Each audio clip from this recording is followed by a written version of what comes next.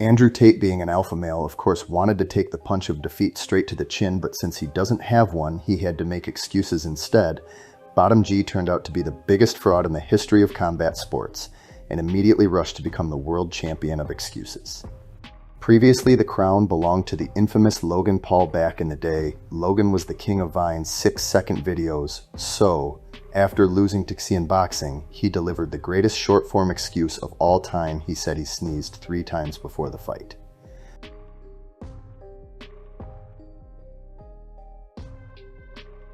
Thing I did this morning was sneezed 3 times. But Andrew Tate is a true mastodon of Yapfest culture he loves, talking about nothing. For hours so, as a master of long form, he produced an excuse that lasted an entire hour. He seasoned it with tweets where he admitted to crimes he didn't commit. For example, he claimed he intentionally lost after betting on himself, but once he realized he might get smacked on his bald head for that. However, tweets were just the seasoning. The main course was a stream where he wore sunglasses covering half his face to hide the bruises delivered by a YouTuber wearing pink gloves who fights like this.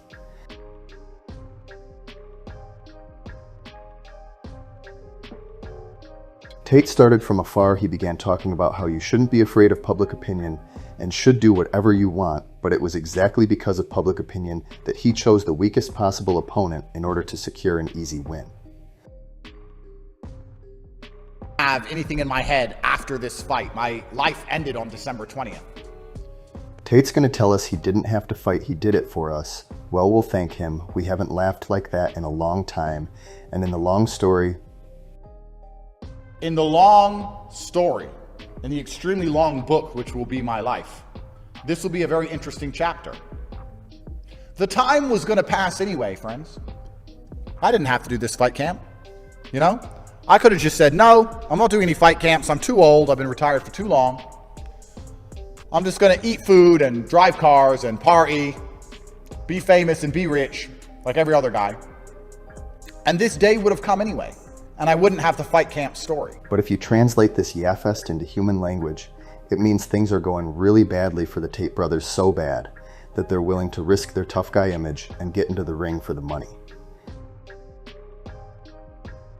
The reason most people in that position don't take such big risks is because they're scared of being laughed at.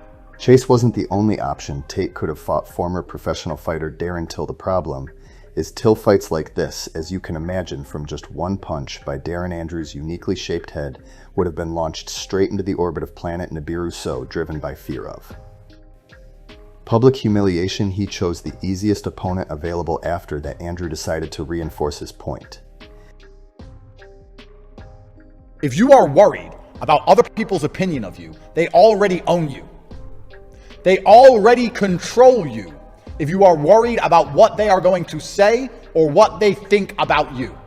Translated from the language of a pathological liar and failed manipulator, this means Tate is extremely dependent on other people's opinions. Because of that, he lives isolated from the real world. And the first time he decided to interact with reality, he got hit so hard that now he's sitting in front of a Christmas tree making excuses. If you sit and say, I'm going to try this thing, and I know I'll succeed, and everybody is going to say good things about me. So to make sure that happens, I'm going to cheat, or I'm going to be underhanded. I'm going to do some sneaky shit, because I need these people to say good things about me. They already fucking own you. By the way, Tate cares so little about public opinion that he quietly removed world champion from his social media bio. So yes, there are still some remnants of shame left in this guy. Despite his denial, however, in his signature style, Andrew decided to reinforce the point once again to make it clearer. I'll accompany his thoughts with footage from the fight. If you sit and say, I'm going to try this thing, and I know I'll succeed, and everybody is going to say good things about me. So to make sure that happens, I'm going to cheat, or I'm going to be underhanded. I'm going to do some sneaky shit, because I need these people to say good things about me. They already fucking own you. Yes, Andrew avoided clinch fighting, intentionally fell down to catch his breath, and used every survival tactic imaginable. And that's what's funny, other boxers do these things in order to win. Andrew did them simply to avoid dying of exhaustion in the ring. This segment is beautiful on its own, because apparently Chase Dior's punches accelerated CT and poor Tate. What kind of bitch would I be as a man If I sit at home and think, you know what, maybe I should take this fight. Yes, it's a big risk. Yes, he's younger than me. Yes, he's more active than me. Yes, he's heavier than me. Yes, he's taller than me. Yes, I might lose. He seriously called himself up for accepting the fight with Chase, or who knows, maybe it's a fraudulent slip, but jokes aside, credit where it's due. Andrew is a master gaslighter. Even though he stumbled and called himself he still managed to sneak in some excuses. The opponent was younger, stronger, and bigger, but again, he could have fought at a lower weight class, and in general, Chase isn't even a boxer, he's an influencer. What does more active even mean? His last fight was against a guy who makes YouTube thumbnails. Is that really enough to defeat the legendary Tate? I don't care about people laughing at me. And I don't care if people... Let me remind you, he removed the world champion title from his bio, and he wanted to pretend that he bet on his own loss. A win is forever, and a loss is temporary. That's why Chase Diore will forever be remembered as the man who, without knowing how to box, easily defeated Andrew Tate. I don't even know. I've not yet had time to process why he beat me. Don't worry, Andrew, the channel has a full breakdown of your loss and your entire career. You can thoroughly familiarize yourself with your flaws, the lack of a proper jab, the absence of combination work, low fight IQ, which prevents you from adapting to win and only allows you to adapt to survive, and much more. After the second round, and I don't know why. A very bold statement, considering that he was visibly exhausted after the first minute of the fight, and answering the question why there are many reasons, most of which Tate himself has mentioned. Before he eats junk food, constantly smokes drinks, and has no proper sleep schedule, which prevents his body from recovering. Yes, it's his business, he can live the way he wants, but the thing is that he tells teenagers that there are no problems with this lifestyle. And let's be honest, he's obviously using banned substances to maintain the appearance of a jacked worm, but that's just visual camouflage. No amount of peds will teach your body how to work for an extended time in the ring. Performance enhancers can boost cardio, but they can't create it out of nothing. But Tate's great mind didn't think about that without peds, his warrior spirit would last about 30 seconds. Now it lasts a whole minute.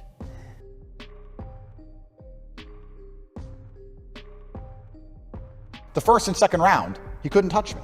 Here Andrew claims that he won the first 2 rounds and then got tired. But let's start with those first 2 rounds, because everything he said is a lie. Andrew did not win the first 2 rounds, it's just that. Compared to rounds 3, 4, 5, and 6, where he was outright humiliated in the early rounds, he was merely beaten, not embarrassed. That contrast convinced him that he was winning. But let's move from words to facts.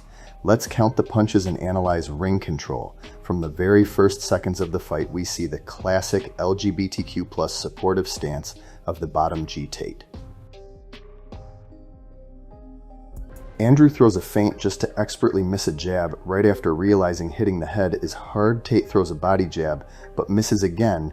Tate tries to take the fight with his favorite blitzkrieg tactic, but misses absolutely every punch. It looks like he was trying not to hit, but to shoebies off Chase's face, which he succeeded at, because as we see there are no B's in front of Dior. Andrew doesn't slow down and tries to surprise Chase with a jab to Dior's chest. Tate steps in big and throws a body jab, but Chase stretches his arm out and stops all of Andrew's momentum. Tate's signature feint, a left hook meant to bait the opponent into his right straight, fails completely as Dior just steps back and doesn't get hit at all. First attack from Chase Dior, but he misses 2. Another jab from Tate met and blocked by Chase. Andrew throws a feint with left hook and straight, but again all in the air, trying to unexpectedly continue the combination with a straight to the body. Tate unexpectedly eats a punch to the head. Andrew tries again to shoo the bees off Chase's face, but apparently Chase has had enough and fires a massive hook to Tate's bald head. Tate either starts performing a traditional Romanian folk dance common at weddings, or he's just rocked by Dior's punch. You decide often. When beginners can't land anything and get hit in the head, they start swinging overheads with their head down. That's exactly what legendary champion Tate does, and misses again. Dior fires another hook to the bald spot. Tate, as an alpha male, tries a dick punch, but Dior barely feels it, using a simple pullback to stop all of Andrew's momentum. Tate lands his first really good body jab. Tate tries a straight to the chest, but Chase steps out of the line of fire. For some reason, Andrew is. Hyper-focused on Dior's chest, aiming there again, Chase, tired of this strange harassment, lands a precise shot to Tate's chin, even more amazing, considering how he found it at all right. When Tate throws another clumsy straight, it's obvious he's completely exhausted his face legs and total loss of. Balance show it body jab to Chase. The creativity of Tate continues to impress unbelievably. Another straight aimed for the body, but again misses. Tate adapts with his classic left hook feint, but instead of a straight to the head, the punch lands in the air around the torso. Chase moves into close distance and Tate almost lands something. Another tragic body jab from Tate. He thought he hit, but ends up eating a punch to the head. Tate tries to fight dirty, using the clinch to tie up Dior's arms and land a shot, but he's Andrew Tate, so the punch just slides by. Chase moves forward. Tate rushes to hug and hide in the clinch. Tate tries a combo, but ends up just shoving his bald head under Chase's armpit. Tate clearly worked more in round one, but more doesn't mean better. Dior throws just a couple of punches, and almost all land with real impact. Tate is flailing in the air, creating the illusion he's ever heard of boxing. In round two, same story. There is no need to go in detail here.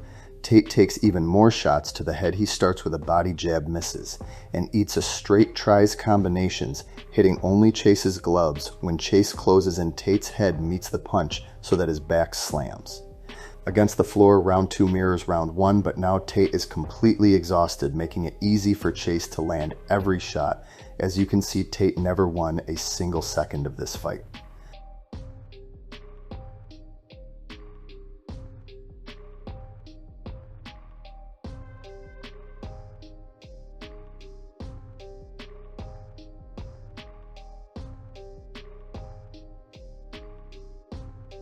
The first and second round, he couldn't touch me. As you can see, Tate, without realizing it, has become slightly more humble. Now simply losing a round equals a win for him. And one of the most humiliating things that can happen in the ring is now just a lost round. Apparently, the humble pie recipe is so powerful that even maniacs like Andrew are affected by it. If I didn't get tired, I would have won. This is the immortal classic of excuses. If I hadn't lost, I would have won. But Tate went even further and added that he's the better boxer. I'm a better boxer. The reality is that every viewer of that fight looked like a better boxer than Chase, or even an 80-year-old grandma who has never made a fist in her life. But I did get tired. Maybe it's ring rust. Maybe I'm too old. Maybe he's too heavy and he kept leaning on me. Let me remind you that the legendary champion was calling out UFC and kickboxing champion Alex Pereira, who is roughly the same age as Tate. No matter how hard Andrew tries to portray himself as a 75-and-a-half-year-old man, he's not even 40 yet. Yes, that's not prime age for elite-level combat sports. But in the YouTuber heavyweight league, he absolutely should have been able to handle it. A's for his claims that Dior was clinching. The problem is that Tate's bald head looked like it was magnetically drawn to Chase's armpits. Tate spent the entire fight hiding in the clinch to avoid either getting knocked out or collapsing from exhaustion, so of course Dior was leaning on him. Tate was allowing it. After Andrew completely discredited Chase's victory, he decided to add a few more words.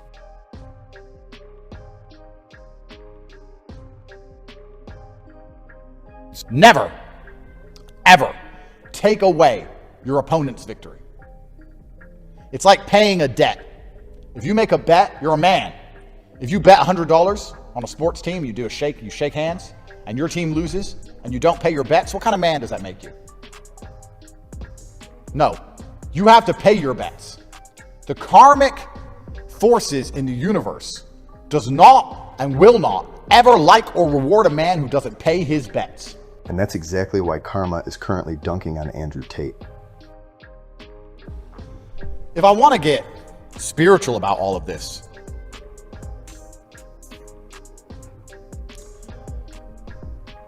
you have to understand that there are forces larger than us people.